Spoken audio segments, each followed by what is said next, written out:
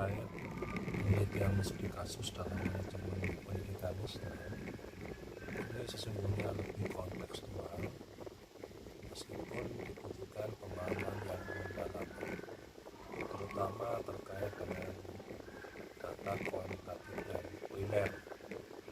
Maksudnya apa?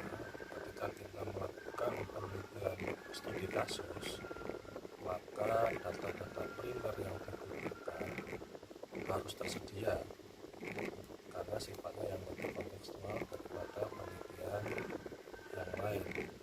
Apa saja data primer yang dibutuhkan ketika kita melakukan penelitian studi kasus? Yang pertama tentu saja transkrip wawancara antara kita dengan narasumber. Transkrip wawancaranya bisa terbuka maupun tertutup. Terbuka itu artinya wawancaranya sudah kita siapkan daftar pertanyaan yang kita berikan kepada informan, atau semi terstruktur. Ada yang mengatakan terstruktur, ada yang terstruktur itu artinya sudah terpola, daftar pertanyaannya sudah kita buat dan mungkin narasumber bisa mempelajarinya terlebih dahulu. Atau semi terstruktur, yakni narasumber sebagian pertanyaan sudah kita berikan, sebagian yang lain kita improvisasi ketika berhadapan langsung atau berinteraksi langsung dengan narasumber. Atau tidak terstruktur, artinya pertanyaannya lepas, mengalir begitu saja.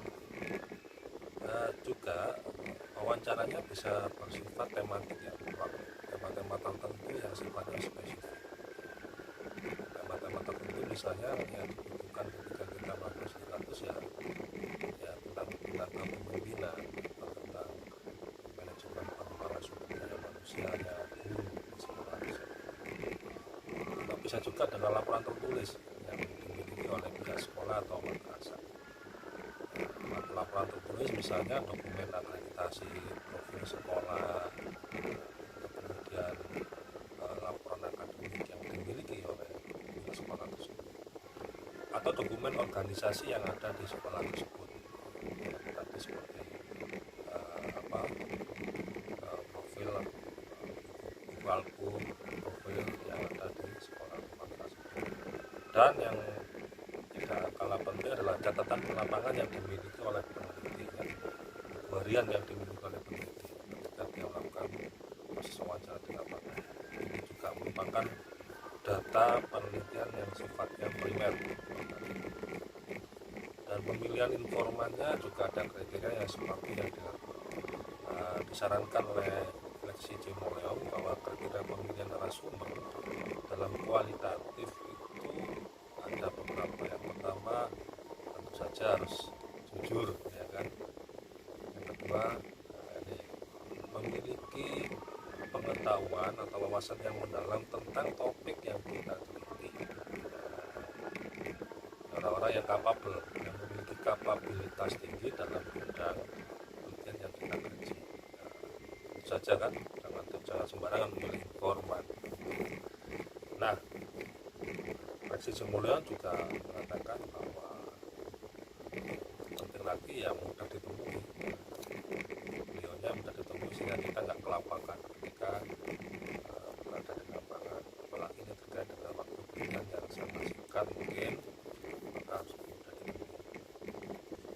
Nah, data sekundernya bisa dokumen historis sejarah berdirinya sekolah tersebut. Dalam melaksanakan studi kasus ini juga bisa dilaksanakan strategi abduktif. Jadi konsep teori yang digunakan oleh peneliti bisa dibantukan dalam penelitian ini sehingga memunculkan deskripsi dan analisis yang lebih tajam. Abduktif itu artinya, strategi abduktif itu artinya memanfaatkan kajian teori yang ada untuk mempertajam deskripsi dan analisis hasil penelitian, sehingga dari situ sebagai bahan untuk memunculkan konsep yang baru dari penelitian kita.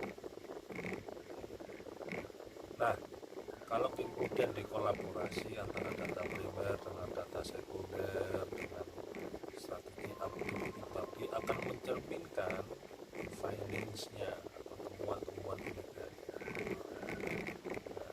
Jadi cara kita menemukan finding temuan dalam penelitian studi kasus ya itu dengan cara menggunakan kutipan langsung dari wawancara dengan narasumber maupun kutipan tidak langsung, sehingga terjadi interpretasi data. Interpretasi data ini yang diolah, dianalisis, kemudian akan membantu peneliti bisa memahami analisis data yang sehingga mencapai pada kesimpulan yang logis yang tingkat validitas eksternal maupun internal tidak sama persis atau setara dengan penelitian kuantitatif. Jadi dalam penelitian studi kasus, validitas eksternal dan internalnya diperoleh dari tadi akumulasi dari data primer, wawancara, dokumen sekolah, laporan tulis.